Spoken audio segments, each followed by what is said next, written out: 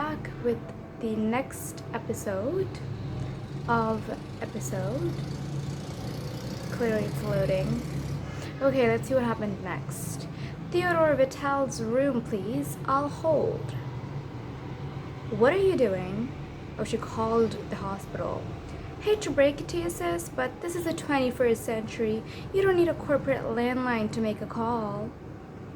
So we can all stop speculating about Schrodinger's daddy and find out whether he's alive or dead once and for all. Sabrina, no. The room falls completely silent as the on-hold music ends and your heart thuds in your chest as Sabrina puts the call on speakerphone. Hello? Don't hello me, princess. Not even getting shot could make my kid call just to chat, so what do you want? Oh my gosh. As your father's gravel-filled voice fills the room, you remember how to breathe and you rush to make your presence known. You're right, Dad. There is something we should discuss. Choice. The board needs to know your condition or Dante's trying to steal your job. Second? He wants it so badly that he called a board meeting behind my back.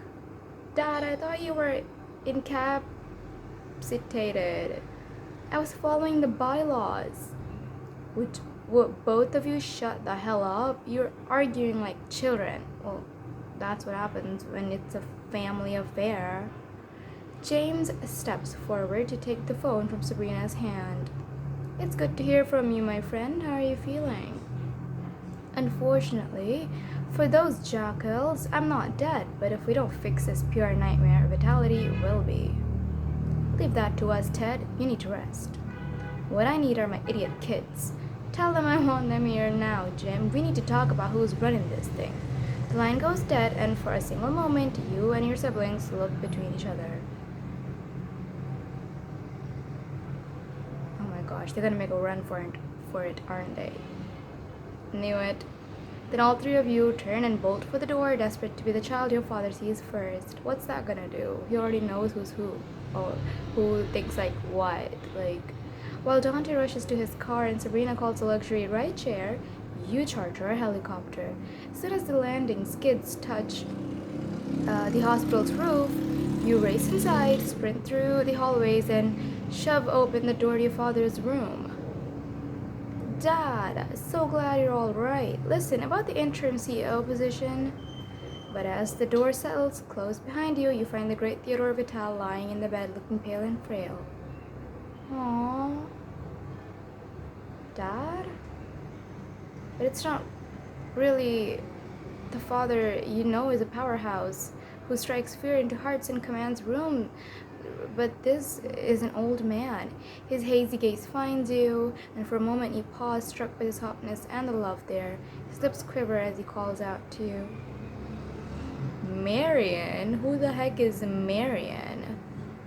You catch your reflection in the full-length mirror, and as your mother's features stare back at you, your heart breaks. No, Dad, it's Ronnie. Ronnie? Well, what are you doing? What are we doing here? He looks around lost, and you swallow the ass-kissing you prepared on the ride over and let your words come from your heart. Dad, I'm so sorry. I was supposed to give that presentation, and if I'd been ready, you wouldn't have been out there, and none of this would have ever happened. All the emotions hit you at once, and you have to pause to collect yourself. Finally, you manage to swallow and croak out. I'm sorry I let you down. To your surprise, your father beckons you closer, pulling you into his grasp. You could never disappoint me. Mary, oh my gosh. He keeps thinking I'm his wife. Ronnie, Dad, Marion died a long time ago. Did you forget? Yeah, you did. Gradually, clarity finds him, and as it does, you watch him harden. Gone is the look of softness, and the sneer reserved for you returns. What the heck? Of course I didn't, damn it. Ronnie, I just got shot in the head, and I'm hopped up on all these pain meds. I think I deserve the right to make an honest mistake without being called an Alzheimer's patient. I'm not. I didn't. But before you can finish, your brother and sister tumble through the door. There goes our private cutesy moment. Dad! Thank God! The chef passed you, crowding around him, and as your father's eyes land on Dante, he scowls. What the hell happened to you? Nothing. And if you call charging around the Vitality conference room like a wild animal nothing, he stepped closer, shouldering in right beside Dante before shooting him a smug smile. We were in the middle of a board meeting to decide on interim CEO. I made one little comment, and then boom! Bedlam! Typical bull. Am I right? Screw you. Before Dante can make a move, your father reaches out and grabs him by the chin, turning his face this way and that. Face looks like it still works to me, so shut the hell up. And Ronnie? Your dad appraises you, and though you expect to be reprimanded, he gives you a simple nod. If you can get under a man's skin, you can control him from the inside out. Never forget that. Thank you. Yes, sir. The sentiment behind the moment takes you by surprise, and you feel yourself fill with pride. Then, so help me God, Theodore Vital, you'd better be resting like the doctor said. The door swings closed again as your stepmother waltzes in, the bags beneath her eyes more pronounced than you've ever seen them. The doctor was very clear that you need to rest. Your brain needs time to heal, and so does everything else. Elizabeth. Your father starts to sit up, but Elizabeth waves off his warning with a flick of her bejeweled hand. The motion catches your eye and your heart races. Is there something else wrong? The surgery to remove the bullet was successful, but your father's heart isn't as strong as it used to be. She's making it sound like more than it is. A few weeks of taking it easy, and I'll shake this off like I do everything else. Wait. Shake it off? Shake it off. A weak heart isn't something you just get over. Yeah, first one. Stop being so dramatic. All I need is a little heart transplant. Dad, are you out of your mind? This is serious. What the hell do you think? Theodore, calm down. Daddy, I think. Not now, princess. Just go do your tick clock thing over there. We can talk in a second. He points to a corner of the room and Sabrina shuffles away, a scowl plastered on her face. As she goes, you cross your arms. You called us here to discuss the succession, and I think it's time we did. Crazy as it sounds, I agree with Ronnie. If you're going to be out of commission, someone will have to step up. As Theodore looks between the two of you and scowls, you watch as his will becomes resolute. I hate to disappoint you, but I called you here to tell you Vitality already has a CEO. Weak hard or not, I'm keeping my seat. The board's not going to like that. They're willing to put things on hold now that you're awake, but when they find out you're still unwell, by the time they find out, I'll be back on my feet because you're all going to keep your mouths shut. For how long? They'll find out eventually.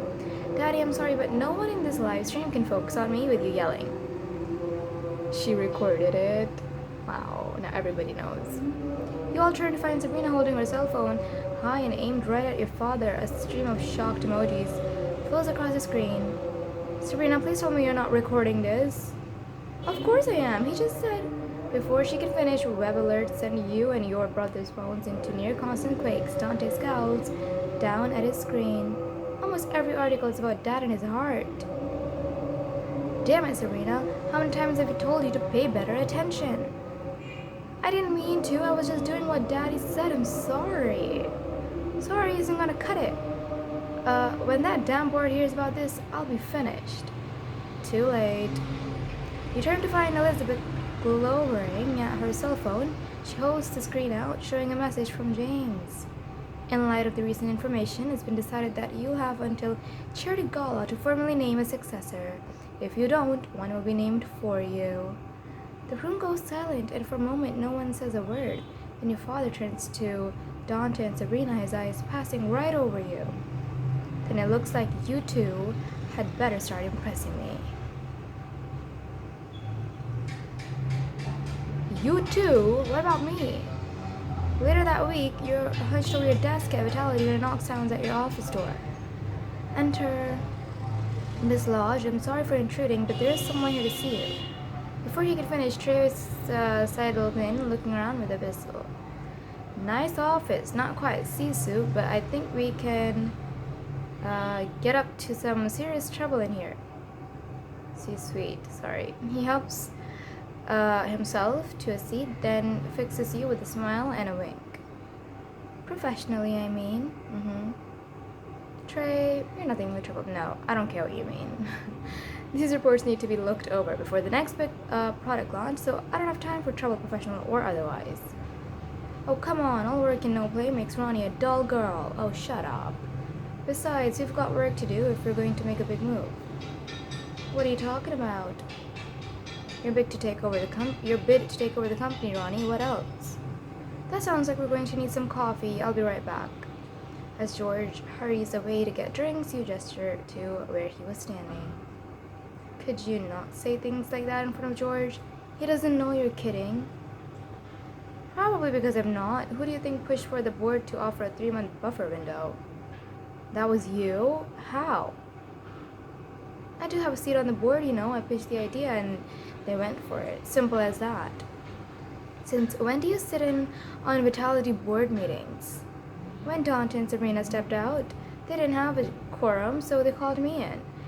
Usually, I have better things to do than listen to rich geriatrics bicker about how to get richer. But when I heard this could all be yours, suddenly you have the best interest for me. Really? Trey looks around again, this time wistfully, and shrugs, a charming smile gracing his face. I figured what better gift than the company you've dreamed of running your entire life. So you did all of this for me?